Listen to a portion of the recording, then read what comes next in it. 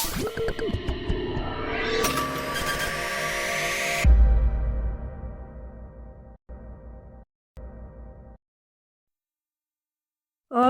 pagi Bu Sri. Pagi, ya Bu Ayu dan saya bantu ya Bu. Rencana saya mau mengajukan ini Bu proposal upscaling Bu. Sebelumnya saya kan puluhan mengikuti upscaling ini Cianjur selama lebih kurang 1 bulan. Jadi saya punya tugas selepas dari upscaling saya ada tugas rencana tidak lanjut atau LKL yang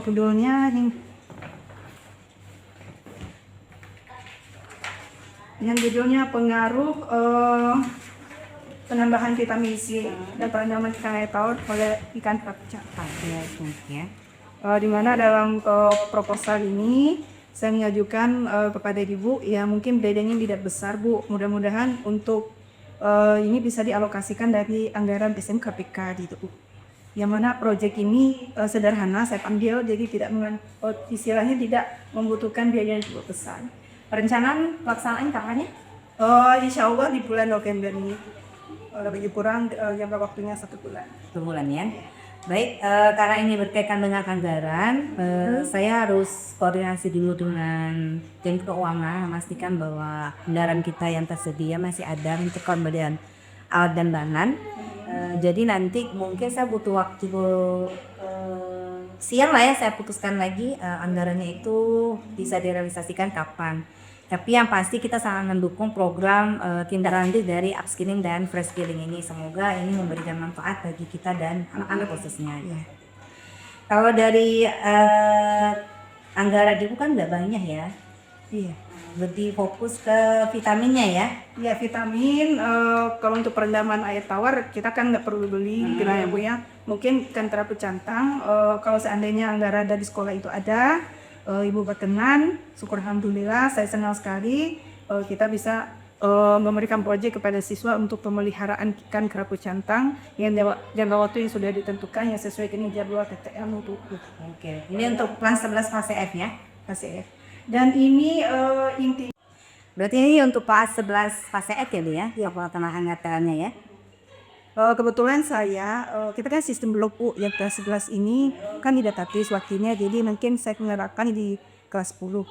Kelas 10 jadi saya akan ajari kelas 10 untuk belajar proyek ini, rendaman sama pemberian Kami akan memudahkan koneksi bakal untuk partisipasi.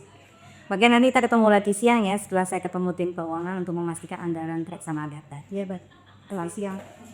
Selamat siang Bu Nihat, semoga lancar. Terima kasih ya Bu. Langsung.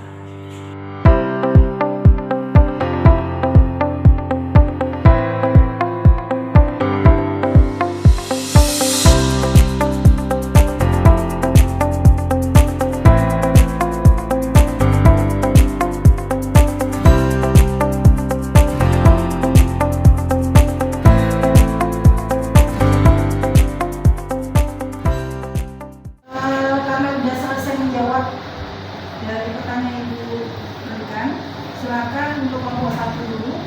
Siapa yang mau memilih untuk menjawab? Ya. Siapa? Rizky. Silakan Rizky. Ini aja.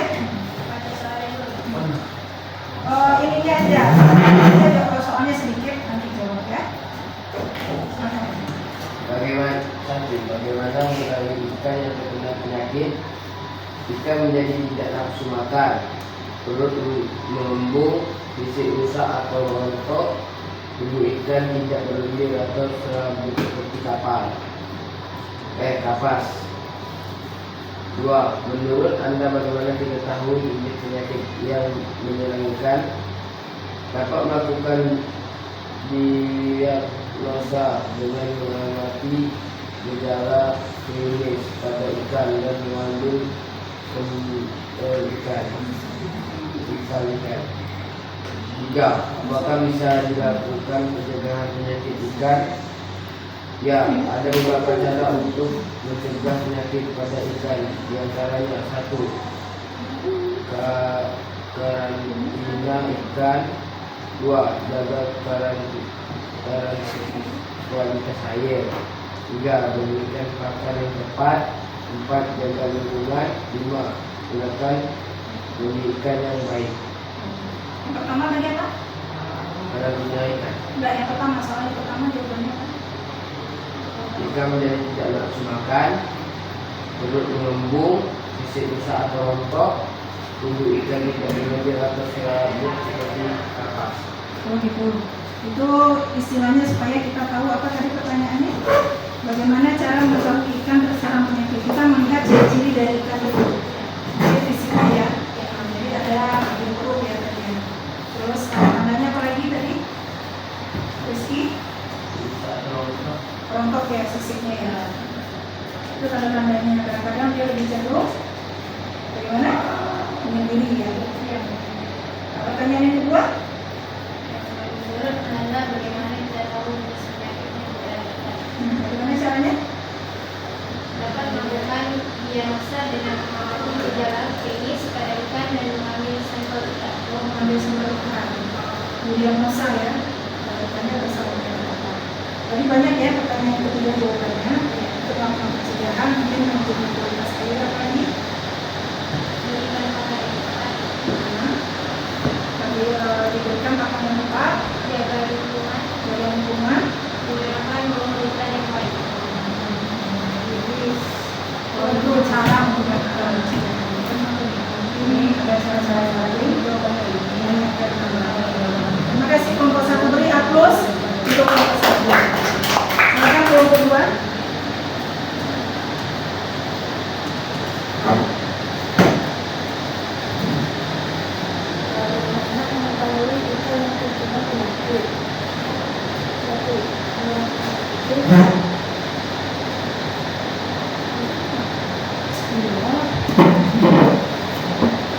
Bagaimana mengetahui ikan yang terkena penyakit? Jawab, pertama kurang aktif, virus kalian tak utuh, berenang tak tentu arah, memiliki perut mengembung dan sigas. 2. Bagaimana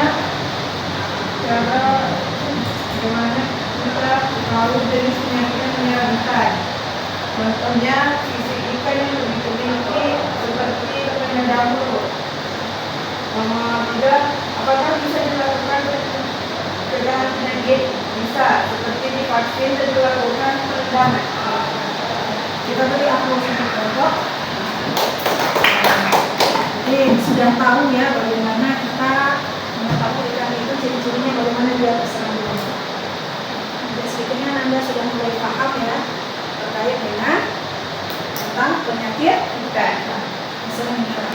Jadi perlu ya ada pencegahan ya, bisa melakukan perendaman, bisa melakukan vaksin, pemberian vaksin ya. Nah, terus manajemen kualitas airnya, apalagi tadi? Jangan berikan. Nah, gunakan ikan. Kita seleksi dulu ikannya sebelum kita melakukan pembedahan. Ya, kita lebih cenderungnya kita melakukan pencegahan. Ya. Kalau ikan yang terserang penyakit, kalau kita sudah tahu ciri-cirinya, apa yang perlu kita lakukan? Ikannya perlu diobati. Karantina terlebih dahulu dan kita lakukan. Paham sampai di sini? Ya, paham. Silakan buka materi yang dibagikan. Barusan kalau di berhubung di fokus kita tidak bisa digunakan ya.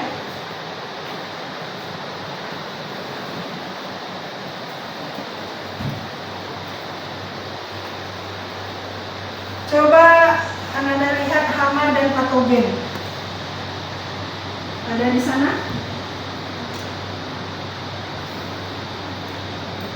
Hama dan patogen.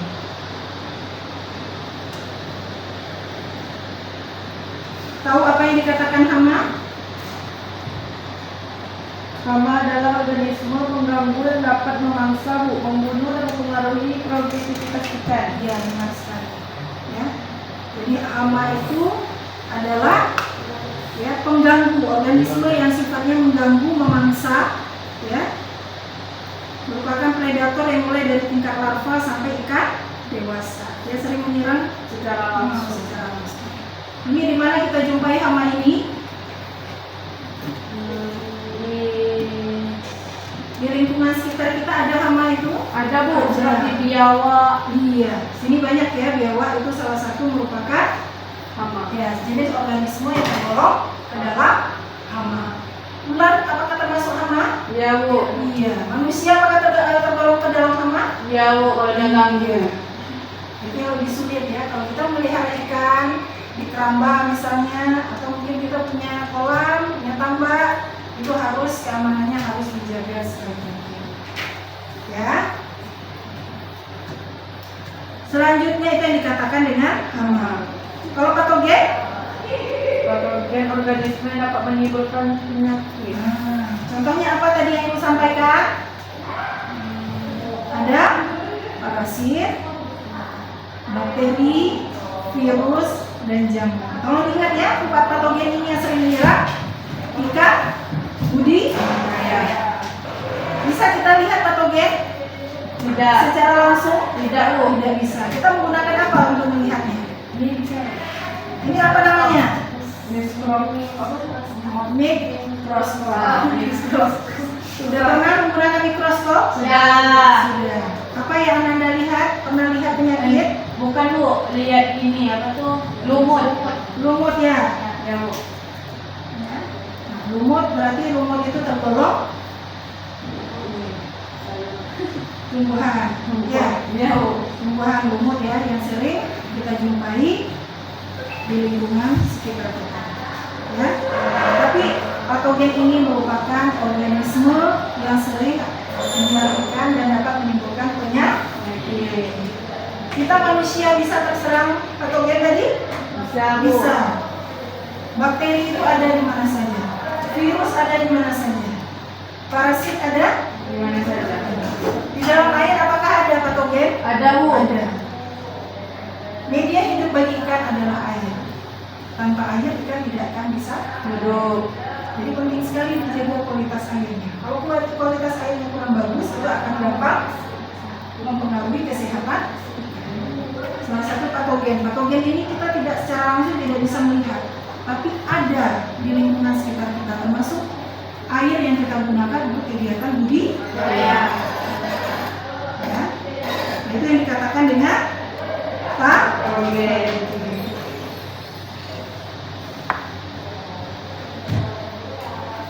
Di bawahnya boleh dilihat patogen, inang, lingkungan. Ya.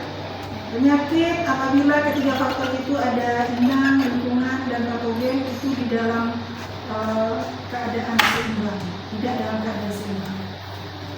Dengan itu ada hubungannya. Selanjutnya itu hama dan penyakit. Nah, itu yang saya sampaikan tadi, hama itu ada hama predator, ada hama kompetitor, dan ada hama perusak.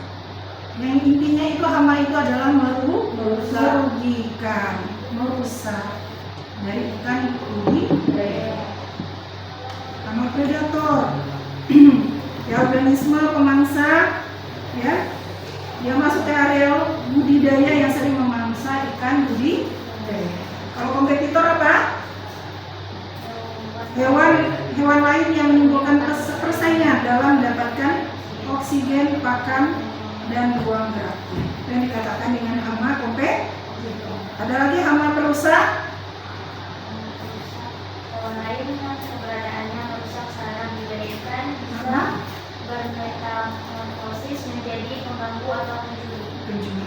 Nah, itu ada contohnya di bawah, hama dan penyakit ikan. Lihat enggak gambarnya? Apa aja yang ada? Ada ikan gabus, ya, ada siput, ya, Ya, ada Bu. biawak, ada ular, Kepiting. kepiting kecil ya. Itu tergolong ke dalam hama.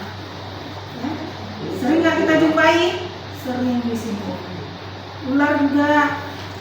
Ular ini lebih cenderungnya ya hidup di tempat yang kotor.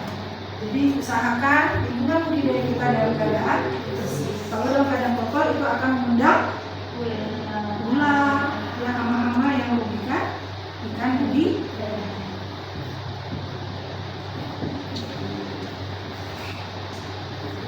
Penularan penyakit itu ada secara vertikal dan ada secara horizontal. Kalau vertikal itu ditransfer dari induk ke anak, bisa melalui sperma dan telur. Ya.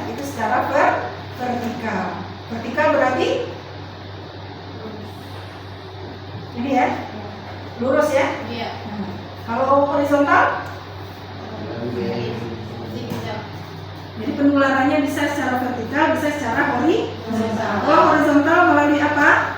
Bisa melalui air, bisa melalui makanan atau pakannya. Ya. Jadi ini perlu diperhatikan air dan makanan. Dijaga kualitas airnya, makanan juga makanan yang layak kita berikan ke ikan. Selanjutnya,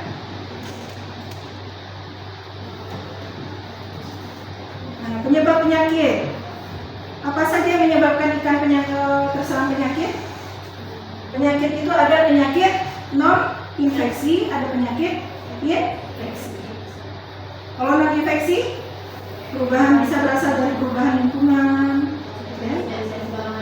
Bisa ketidakseimbangan nutrisi, penanganan yang kurang baik, dan selanjutnya ikan terserang. Infeksi berarti non patogen. Kalau yang infeksi, ikan yang terserang patogen tadi, bakteri, virus, jamur, dan parasit. Paham sampai di sini, Nak? Ya, paham. Kita langsung saja, Nak, ke pencegahan bagian bawah. Nanti di sesi berikutnya kita baru mempelajari tentang penyakit ikan. Lebih rinci ya, lebih detail. Karena waktu kita terbatas, di pertemuan selanjutnya nanti akan dijelaskan juga terkait dengan penyakit-penyakit ikan yang sering menyerang ikan budidaya.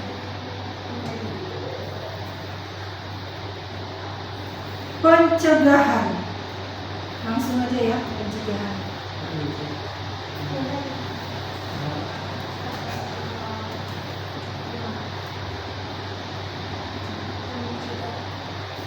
Jumpa pencegahan dan pengobatan penyakit. Kita lebih ke pencegahan ya.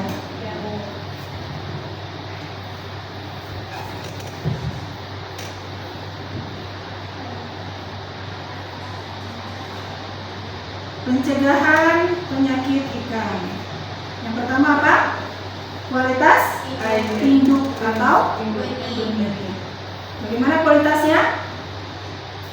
Kita harus menggunakan induk itu benih ikan harus jelas asal usulnya. Benihnya dari mana? Kalau benih dari alam kita tahu nggak asal usulnya? Tidak tahu. Tapi kalau hasil dari pemeliharaan sendiri kita tahu asal usulnya dari mana. Berapa umurnya? Ya, dari induk mana? Kita tahu asal usulnya. Karena itu mempengaruhi dengan kualitas benih. Selanjutnya monitoring kualitas airnya secara berkala dan biosecurity ya. Nah, itu dilakukan ya.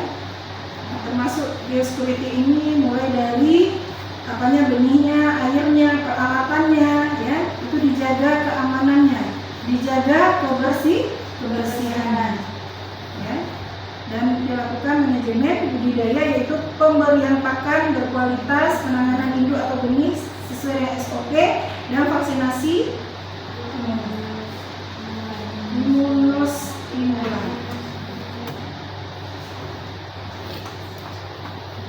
Obat ikan itu ada mencegah atau mengobati ikan, ada yang membebaskan gejala penyakit ikan, ada yang memodifikasi proses kimia di dalam ikan.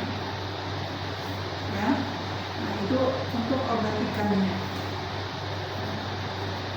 Nah ini sebagai ada jenis-jenis obat. Obat ikan itu tidak semua obatnya itu yang aman. Kalau obat kimia ada efek samping nggak? Ada ya. Kalau obat herbal, ada efek sampingnya? Lebih aman ya? Iya, lebih aman. Tapi sesuai dengan dosis yang sudah diberikan. Obat itu boleh digunakan untuk pengobatan ikan. Obat yang digunakan ada obat kimia, ada obat herbal. Tapi untuk ikan air laut masih langka yang menggunakan obat herbal. Obat herbal contohnya apa? Yang sering digunakan untuk pencegahan atau pengobatan. Jamu. Tahu bawang putih? Tahu Bu. Yang sering ya kita menggunakan untuk masak ya. Bawang yang kita gunakan untuk masak itu bisa dilakukan untuk pengobatan. Ya. Bawang putih, kunyit, apalagi? jahe, ketumbar. Ya. Tapi yang sering digunakan bawang putih, jahe, kunyit, ya. Itu sering digunakan bawang putih kunyit, ya. Untuk pencegahan penyakit ikan. Tahu daun pepaya atau kaktus? Tahu. Bisa nggak itu untuk mengobati ikan? Bisa. Daun ketapang, tahu daun ketapang? Tahu. Itu boleh dilakukan penelitian. Benar atau tidak obat herbal itu bisa melakukan pencegahan? Bisa nggak fungsinya untuk mencegah penyakit? Nah itu obat herbal. Efek sampingnya ya tidak ada ya dibandingkan obat ini. Bisa dilakukan pengujian. Daun pepaya sering kita jumpai. Diapakan daun pepaya? Bisa dibuat ekstrak, bisa dilempar itu aja ke air, lalu dikonsumsi oleh ikan, bisa dicampur dengan pakan. Ya, fungsinya banyak. Tidak hanya untuk ikan, manusia pun bisa memanfaatkan daun pepaya untuk menambah daya tahan tubuh. Jadi bagus daun pepaya itu. Ya, nah itu bisa dilakukan. Ya, obat herbal berupa obat atau pencegahan yang bisa digunakan untuk kita budi. Bawang putih juga bisa. Ya, yang salah bawang putih itu bagus untuk meningkatkan imunitas tubuh. Kunyit juga sama.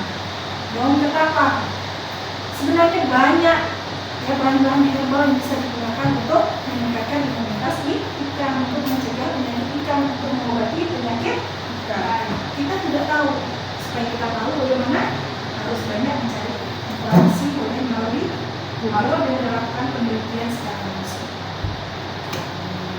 Ya, nah itu yang bisa Anda lakukan proyek pembelajaran dalam kegiatan pembelajaran saat ini. Benar nggak bahan-bahan herbal ini bisa meningkatkan imunitas ikan? Bisa nggak bahan-bahan herbal itu untuk mengobati ikan? Nanti bisa memberikan biasa bisa. Bahan kimia itu tidak semua obat kimia ya, tidak semua bisa kita gunakan. Ada obat keras dan ada obat yang tidak keras. Ada obat keras tapi dia diperbolehkan untuk digunakan. Yang sering digunakan itu obat kimia, bahan kimia, yaitu namanya akriflavin. Ada lagi metilen blue atau NK. Itu boleh ada di materi yang dibagikan, boleh dibaca-baca. Ini klasifikasi obat ikan ya, ada obat keras, obat bebas terbatas, ada obat bebas.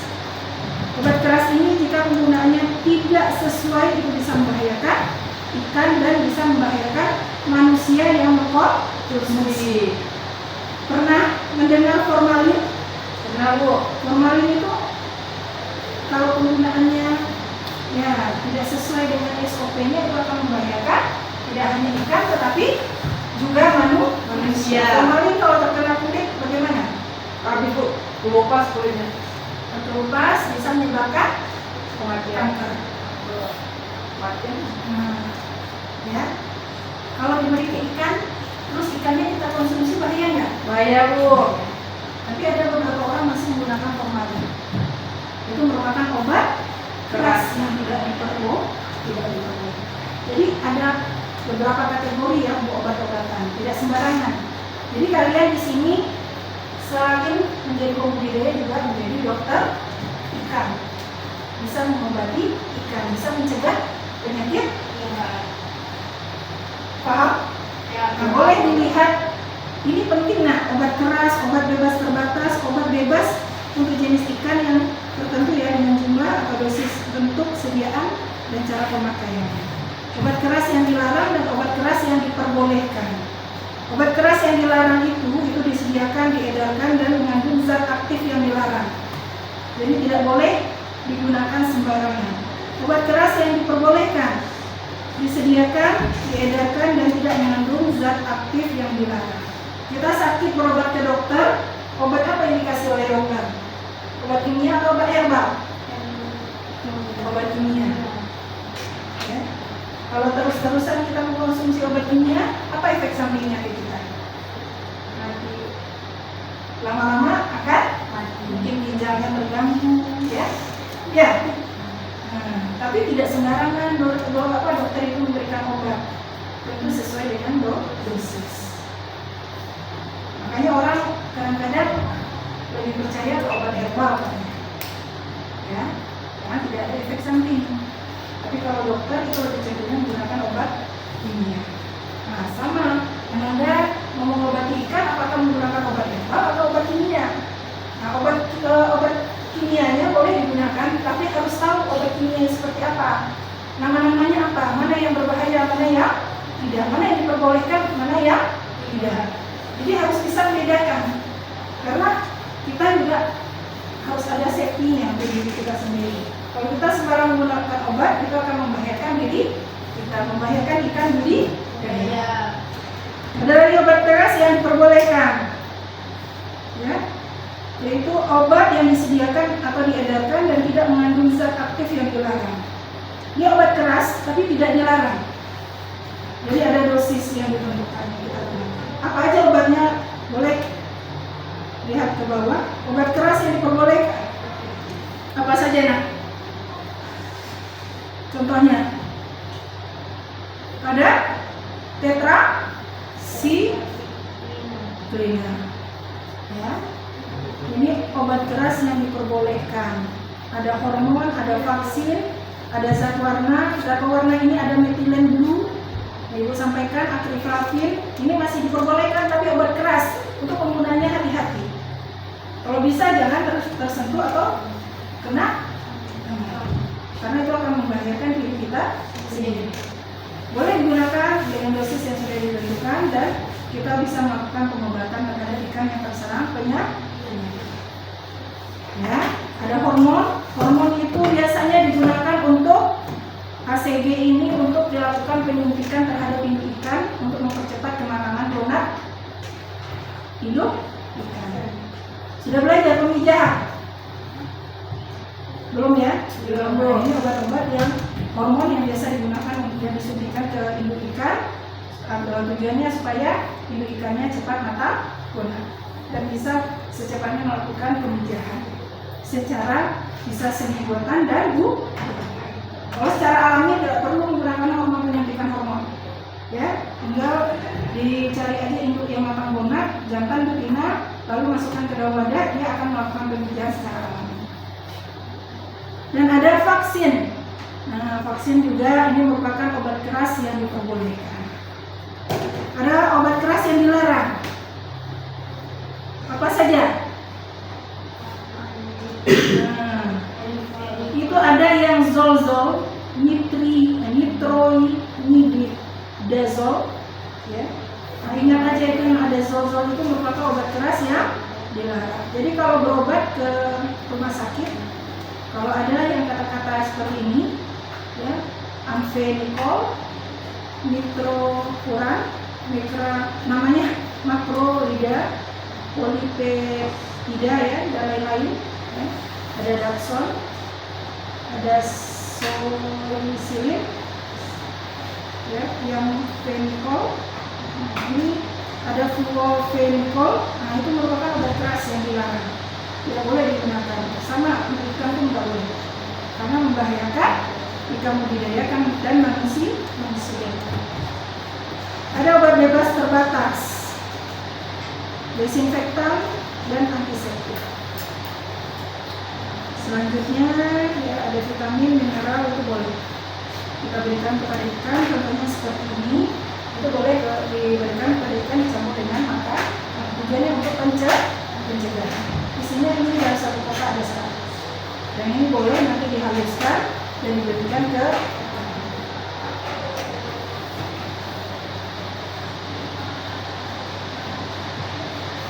dan sampai di sini ada yang mau ditanyakan, nak? Paham? Ya, paham, Bu. Baik, untuk materi selanjutnya kita akan dijelaskan di pertemuan selanjutnya. Ya, kita Ibu akan memberikan LKPD, laporan kerja peserta didik. Ada yang akan Ibu jelaskan terkait LKPD ini akan Anda lakukan proyek, ya. Setelah ini, Ibu kirim, ya.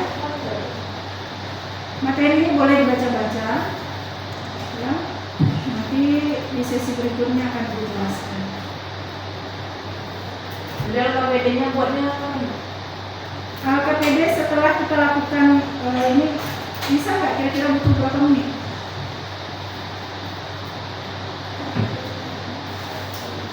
Nggak banyak sih. KPD ini merupakan tuntunan Ananda untuk melaksanakan kegiatan project. Ya, Ibu jelaskan sedikit, Ibu kirim dulu ya.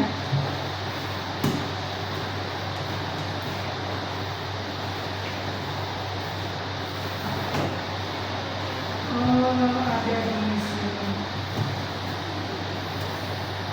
Keok KPD.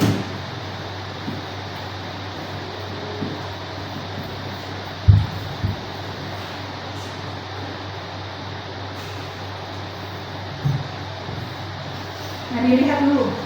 Nah, dari setelah Ananda amati kira-kira berapa menit butuh waktu, ya. Tergantung Ananda lah. Tadi kan alat bahan udah kita cicil ya. 10.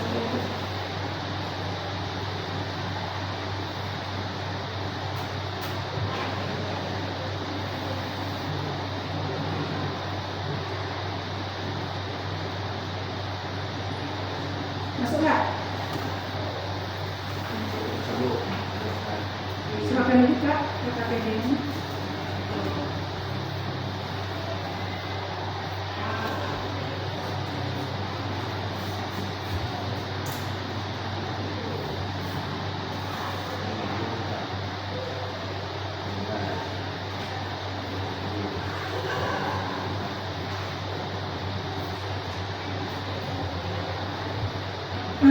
LKPD ini dikerjakan per kelompok, ya. Itu bisa dibuka.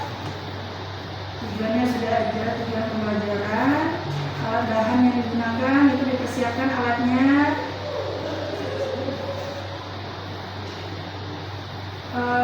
Kalau pisau itu diperlukan, kalau enggak ya enggak. Ibu rasa kalau pisau ya paling untuk apa ibu gunanya? Kalau pisau biasanya mungkin untuk motong-motong vitamin ini, tapi kalau rasanya nggak perlu pakai bumbu aja sih, ya. Dan itu ada talenan, ya.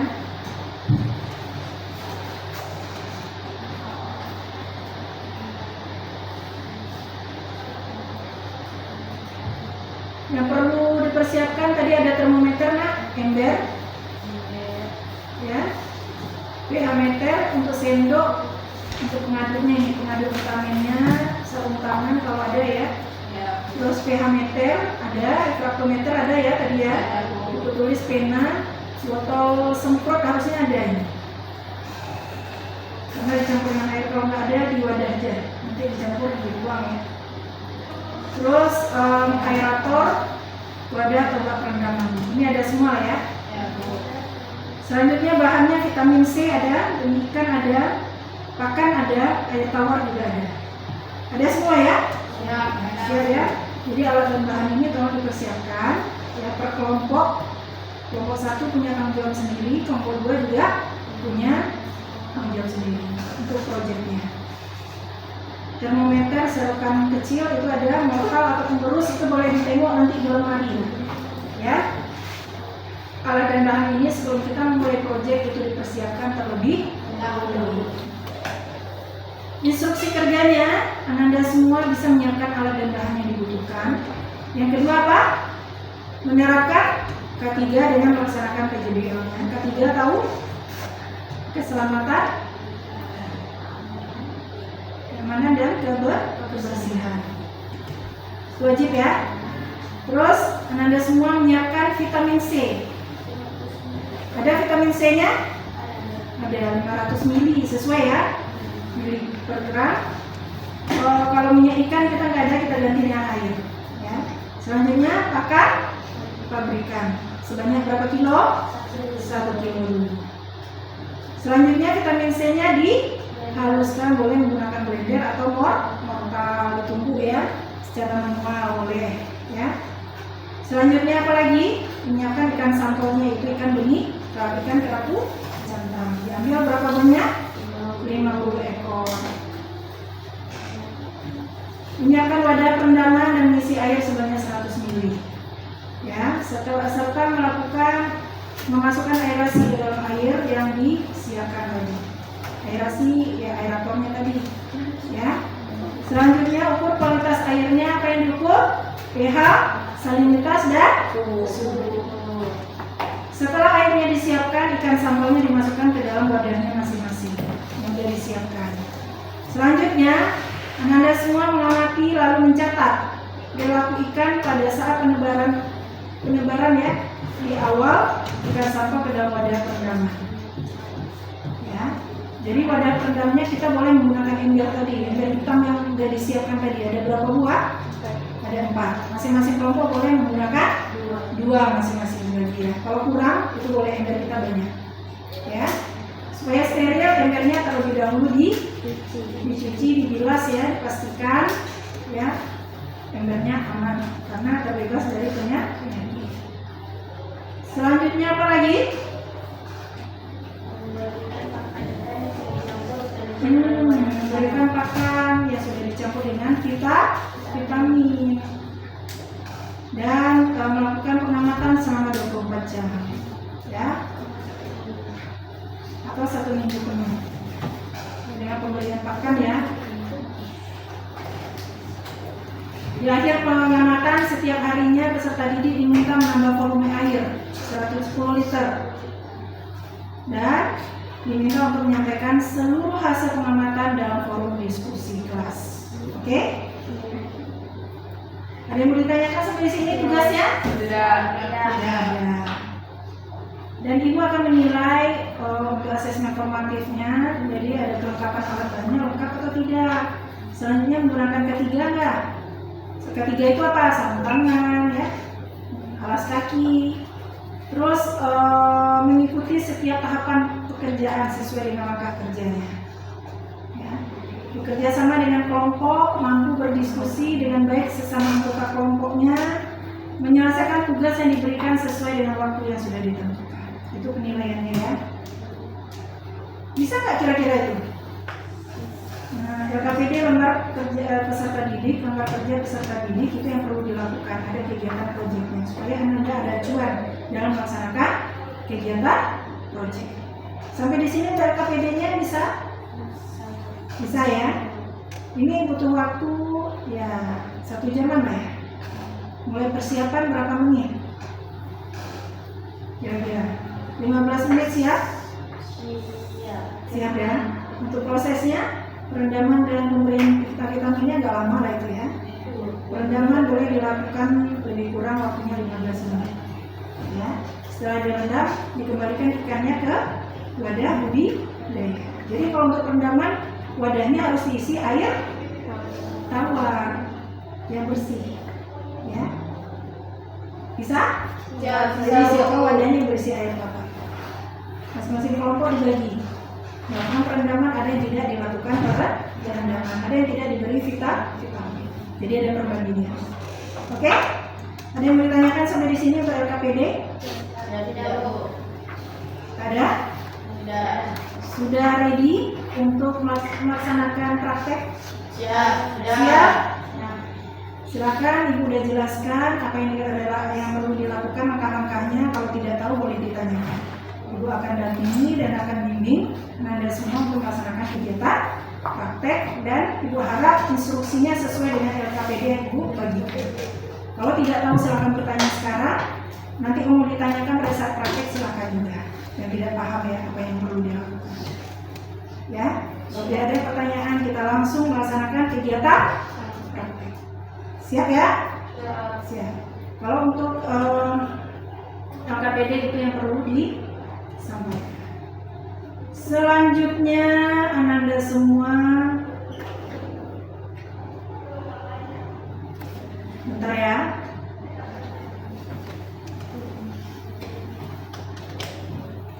Udah nggak salah, udah mau apa? Dari penjelasan yang Ibu sampaikan, ada nggak yang bisa menyimpulkan apa yang Ibu sampaikan materinya tadi? Tentang apa Ibu sampaikan tadi? Nama penyakit, terus apa lagi? Penghindarannya, Bu. Pencegahan. Pencegahan penyakit. Terus obat-obat. Obat-obatnya. Ada obat-obat itu terbagi berapa? Dua. Ada obat herbal, ada obat kimia. Obat kimia ada berapa tadi? yang boleh digunakan? Obat keras, obat ada yang dilarang, ada yang obat yang keras ini ada yang dilarang, ada yang tidak dilarang. Terus apa lagi? Obatnya ada obat bebas ya. Contohnya obat bebas apa? Vitamin, apa lagi? Desinfektan termasuk. Nah, kalau obat keras contohnya apa yang diperbolehkan? Metilen dulu, akriflavin ya. Nah, yang dilarang tadi ada ya, yang ada kata-kata zol di belakangnya itu merupakan obat keras yang dilarang. Paham?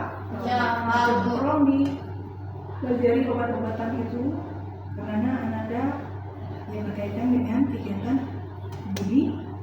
Jadi ikan terserang penyakit, kalau ikan terserang penyakit diidentifikasi jenis penyakitnya, didiagnosa, baru dilakukan pengobatan. Ya. Nah, bagaimana perasaan Anda semua? Ya. Setelah mempelajari tentang hama dan penyakit ikan, gimana perasaannya? Yang awalnya tahu bagaimana? Awalnya tidak tahu bagaimana sekarang? Sekarang jadi lebih tahu, Bu. Senang atau tidak sudah mengetahui? Senang, Bu. Nah, yang awalnya nggak tahu ya ikan itu, oh ternyata ikan itu ada juga sakitnya. Tidak manusia saja yang terserang penyakit, ternyata ikan ada juga. Ya, terus sedikit banyaknya tahu, ya, bagaimana melakukan pencegahan terhadap penyakit. Terus kegiatan apa yang paling berkesan? Apa kegiatan yang paling berkesan? Bisa diskusi ya.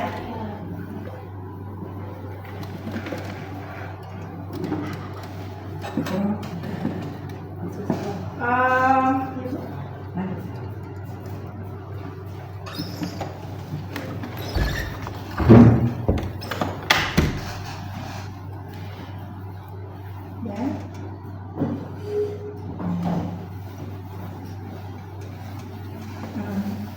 Dan kegiatan apa yang paling penting pada kesempatan ini? Praktek. Prakteknya. Ayo. Kenapa? Belum pernah praktek ya? Biar bisa lebih tahu. Ini udah gak sabar ya mau praktek ya.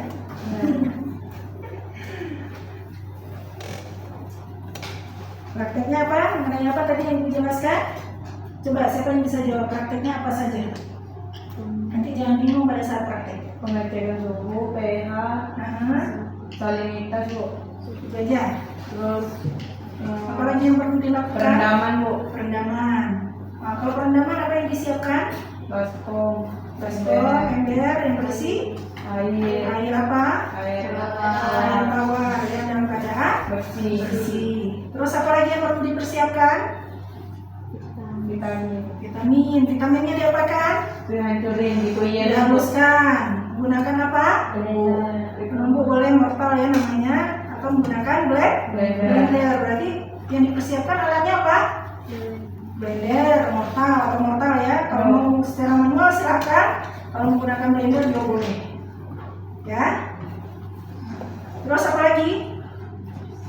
Apa yang perlu dipersiapkan lagi?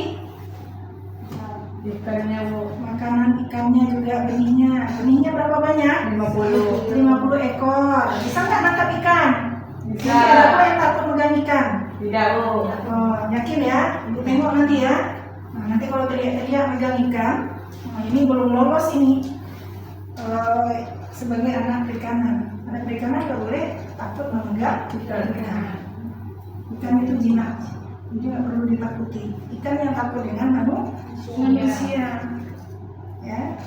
Jadi semuanya harus berani memegang ikan.